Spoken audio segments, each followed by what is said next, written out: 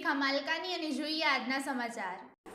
મહીસાગર જિલ્લાના બાકોર તથા Modasa town police station મળી કુલ 2 ઘરફોડ ચોરીના ગુનાના કામે નાસ્તા ફરતા આરોપીને શામળાજી રોડ તરફથી ઝડપી પાડતી local crime branch Aravalli H P Garasiya police inspector LCB તથા તેમના નેતૃત્વમાં Vijay Tomar police sub inspector તથા એલસીબી સ્ટાફના માણસો નાસ્તા ફરતા આરોપીઓને શોધી કાઢવા માટે સૂચના માર્ગદર્શન આપેલ।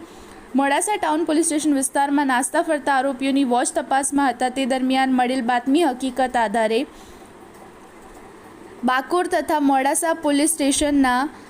ગુનામાં નોંધાયેલ આરોપી જીતુભાઈ મોહનભાઈ પારગી ઉંમર વર્ષે 21 રહે માલાખેડા તાલુકો ચીખલી જિલ્લો ડુંગરપુર રાજસ્થાનનો હોવાનું જણાવેલ, જેથી સદરી આરોપીને મોડાસા એલસીબી પોલીસે લાવી તેનું પૂછપરછ કરતાં તેને બંને ગુનાની કબૂલાત કરેલ છે, જેની વિરુદ્ધ અટક કરી